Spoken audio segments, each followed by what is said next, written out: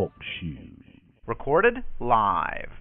Welcome, and thank you for joining us. You're listening to the Beyond 50 radio program.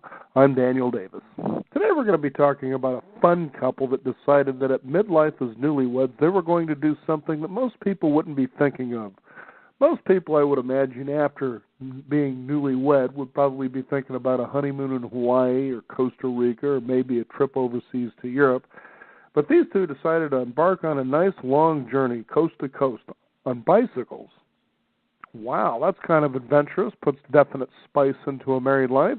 The book is Two Are Better Than One, and joining us here on the Beyond 50 radio program are guests Tim and Debbie Bishop. Tim, Debbie, how are you? We're fine. How are you? Great. You know, it's kind of hard when you think about it to introduce a book like this because you just want the adventure to unravel through you guys. So I'm going to kind of let you take it away. How did all this start? Well, this started actually with a wedding proposal the day before a retirement luncheon that I was to attend, my own retirement luncheon from a job I'd been in for 26 years in the corporate world. I took Debbie down to Bar Harbor and went up Cadillac Mountain in Acadia National Park and asked her if she would marry me. And I said yes. And moments after that, actually, I said, Debbie, I don't really have any plans for the summer. I didn't have any work lined up. Although I was retiring, I didn't intend to not work in the future. And I thought, I've always wanted to bicycle across the country. What do you think about that? Yeah, and since I've got the summers off as a teacher, I said yes, definitely. I would love to do that. And what was interesting about all this is that neither Debbie nor I had ever been married before. Mm-hmm. And so that proposal launched a flurry of events that began with the retirement luncheon and then the retirement a week later, and then a wedding that was April 22nd that we got engaged. And we got married on June 19th, and we started bicycling from the West Coast on July 3rd. In the meantime, we planned all that from scratch. This all really came about quickly and unexpectedly, really. Mm-hmm. And in the midst of all that, I moved out of an apartment I had lived in for 25 years and left the state of Maine. Mm-hmm. Now, how did you decide the route that you both of you took? We used Adventure Cycling Maps. They are an organization outside of, or in actually, Missoula, Montana. So we contacted them and we looked online to see which maps we had to order. So we ended up ordering, I think it was 11 maps, and that took us across the country. We were on the Lewis and Clark, and then we switched over to the northern tier. They have names for all the different routes through the United States. So we were really happy with those maps. They were a huge guide for us. We couldn't have done the trip without them.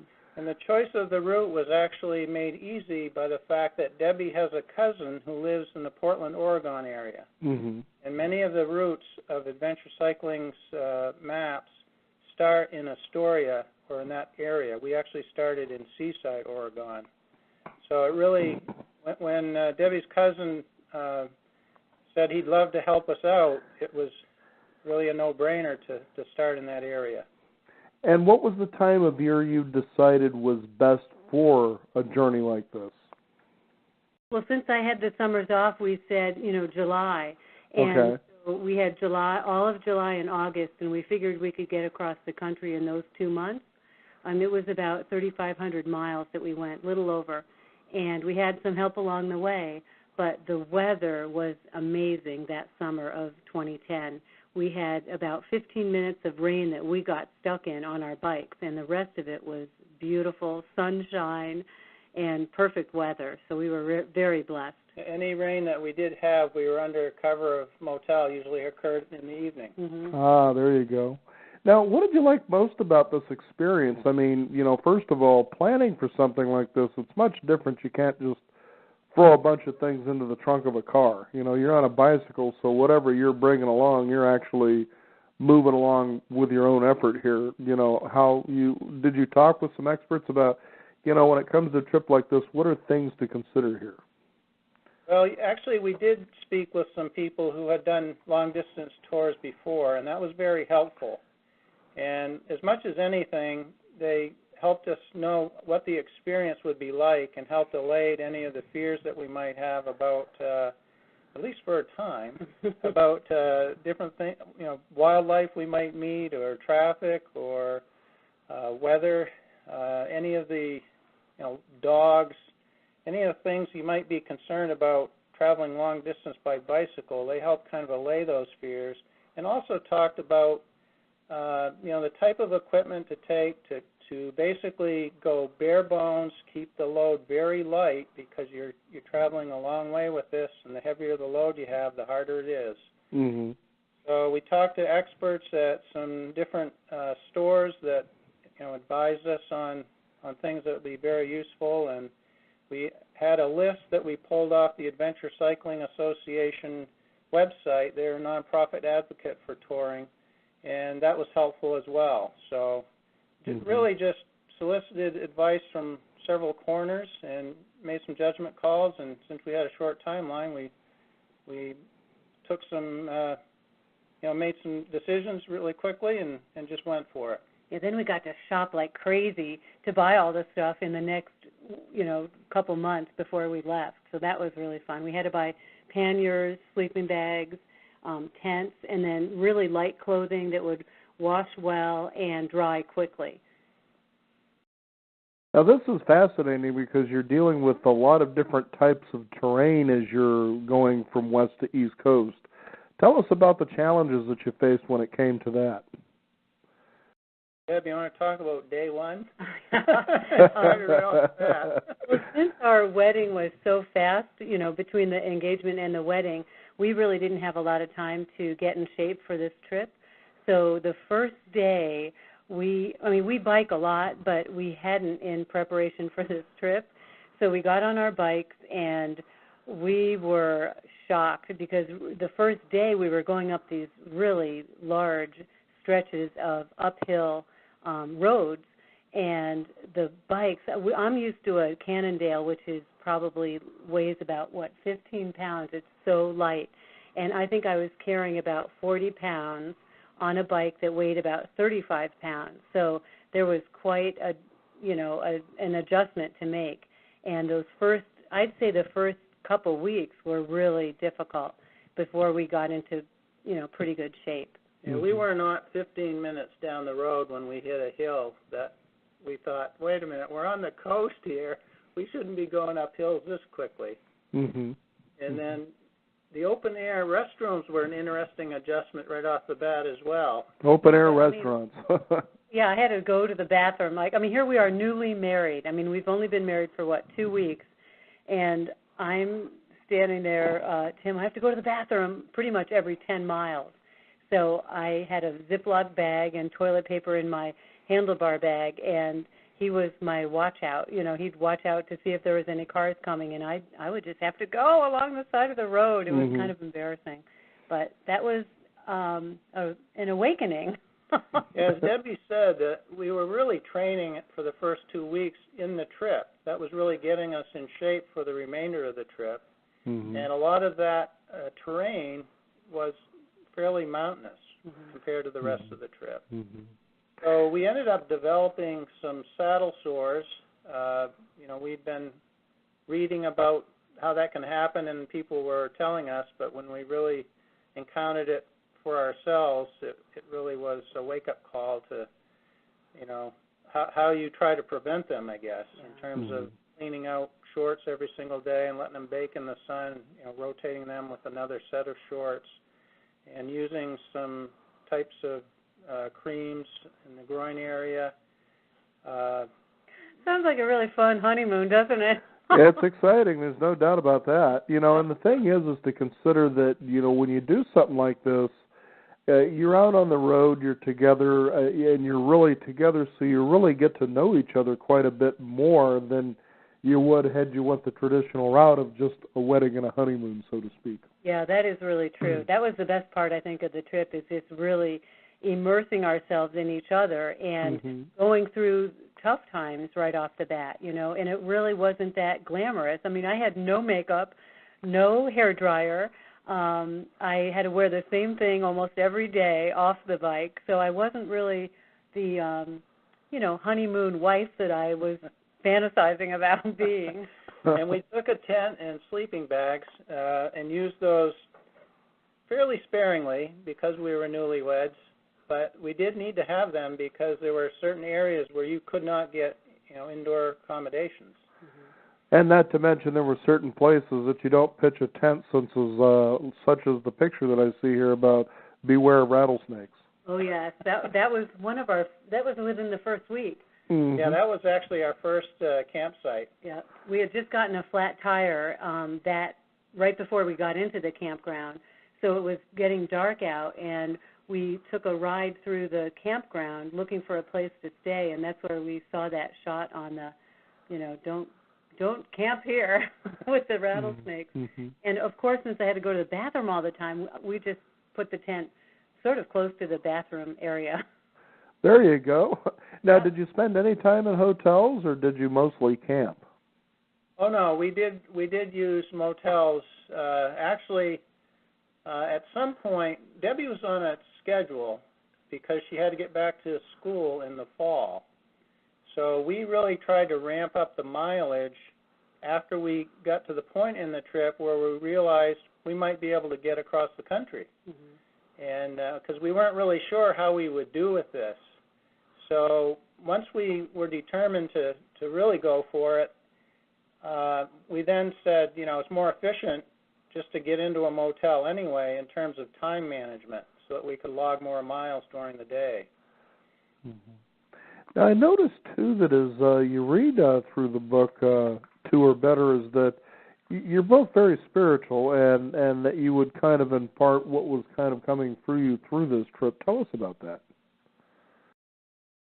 Yeah, I mean, I think from the get-go, when Debbie and I, before we got married and we were considering one another as friends for a long time and then got more serious, probably the most important thing to us, I would say definitely the most important thing to us, is that we both share a faith in Christ, and that, you know, coming together as one out on the road, it was just a really, really blessed experience. I mean, everything we encountered on the road, for me, it was all new ground. I'd never been anywhere out west.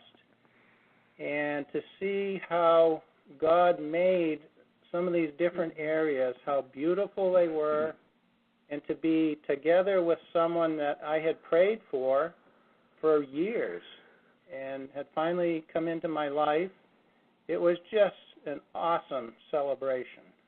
Yes, it really was. And also the thing about the spirituality was, you know, when we had conflicts, we would, at night, we prayed together and read our Bible together. And even when we were mad at each other during the night, or the day, rather, things would always work out at night. They say, don't let anger, you know, don't be mad. Don't let the sun go down on your... Yeah. Well, for a minute I was worried that in the daytime you would throw the Bible at each other. No, it was too heavy. Read it at night and throw it at each other during the day. Well, we might have figuratively done that a time or two. But, yeah. Now, you know, you would have to have a lot of faith, especially on a trip like this, because of the things that you know, couldn't imagine might happen. And one of the stories you talk about here is, Debbie, is when you were talking with your father and realizing that he was having some complications while you were out on the road. Yeah, that was a difficult time. My dad had come to my wedding, and he actually walked me down the aisle. So here I was at 52, and he was, 85, I think. So he had fallen at the airport on the way home in Denver. He cracked his head open, and my sister didn't tell us when we went on a short honeymoon right after we got married, which didn't include much biking. And so my sister called me on probably about a week later and told me what had happened to my dad. So I had called in Washington, and it was heartbreaking to talk to my dad because he had a mini strokes, and he was just very, out of it. He didn't even remember that I had gotten married. So that was a really heartbreaking time when I talked to him on the phone. And Tim and I had sort of discussed that because his mom, all of our parents were elderly. His dad had already passed away, but his mom was in her 80s. My mom was 79, I think, at the time, and then my dad was 84, and my stepdad is in his 80s. So we kind of thought maybe something might happen in the next 2 months, but it was a blessing to be able to complete the trip. And actually, my dad got better, and he's still alive, and he's 88 right now, and he's in fairly good health. He's still declining, but not like he was after our wedding. Yeah. Now, tell us, besides that happening, were there other fears that you were kind of sitting on the horizon that you hoped you didn't realize during this trip? And I bring these kinds of things up just to allow our listeners an idea that if they haven't done something like this, but it sounds like something they'd like to do, some things that they can consider from two people like yourselves who've had the experience.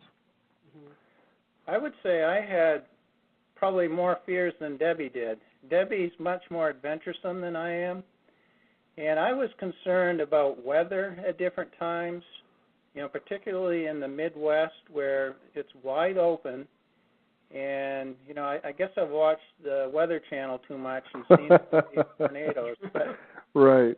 I'm trying to picture where I would, go for cover in that situation.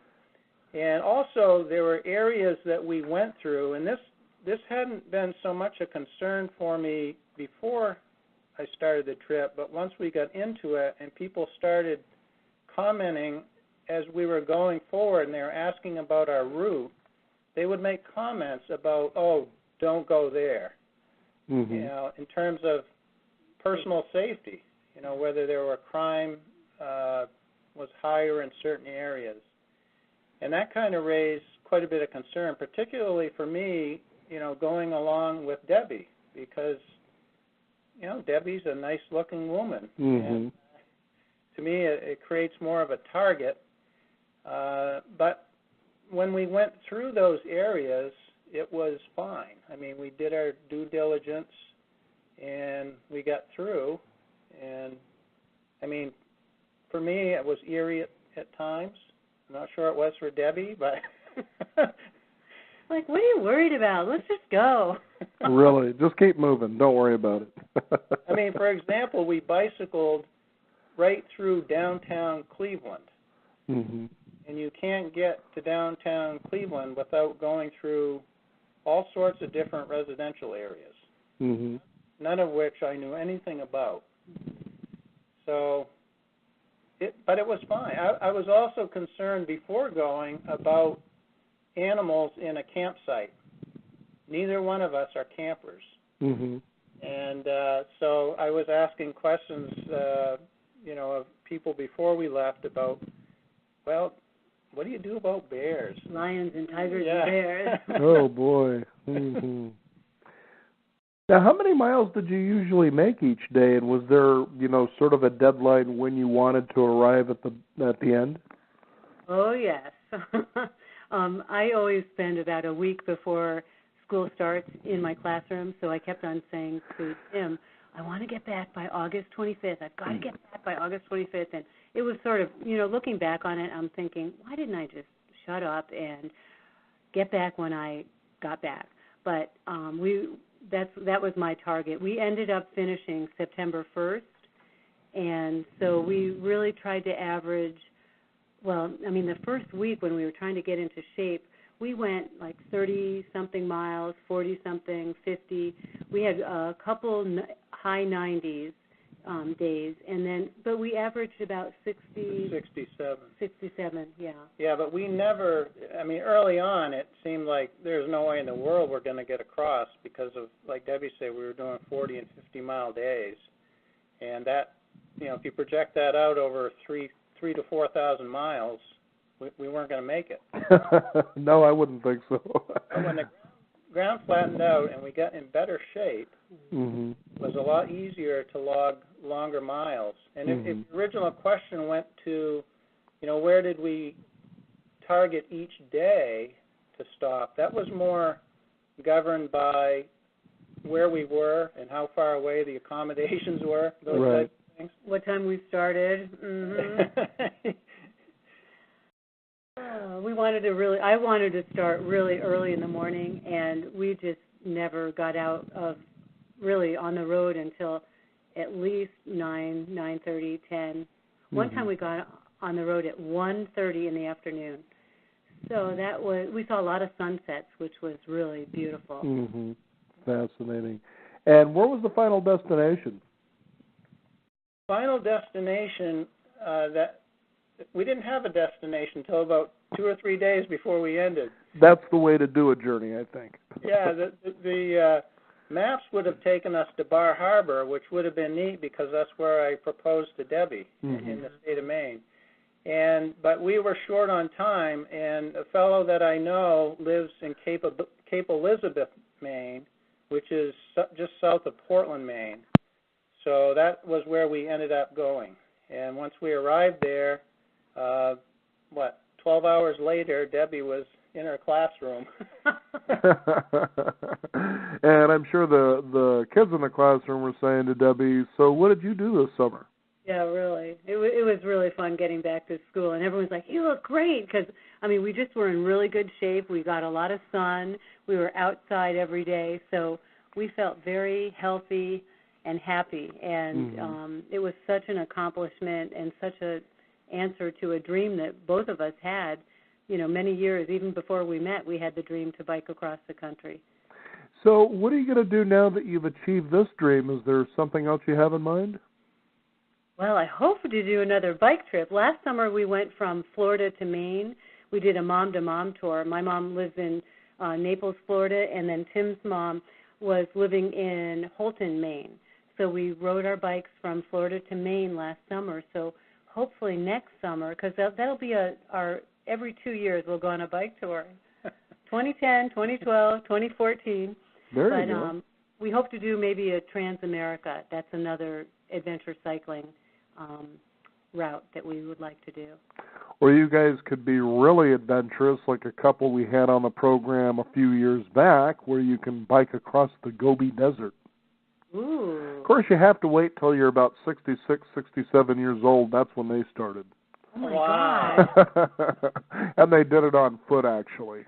Oh, wow, that's cool. Well, that one time we on our way to we were in Vermont, actually, and this man that we stayed in sort of cabins in Vermont, and this man pulled out his map of his trip in 1972 when he went around, and then he gave us an article of these, I think they might have been T-shirts, but these two women that did the perimeter of the United States. It was over 10,000 miles.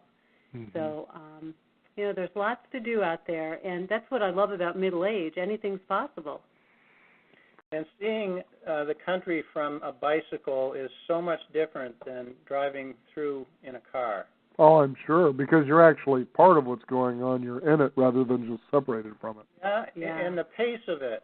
You really get to digest so much of what is around you.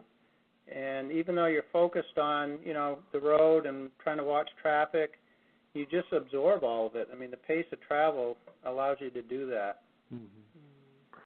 Fascinating story. Two Are Better is the name of the book. Our guests today, Tim and Debbie Bishop. Do you have a website people can find out more about this trip and what you two are up to?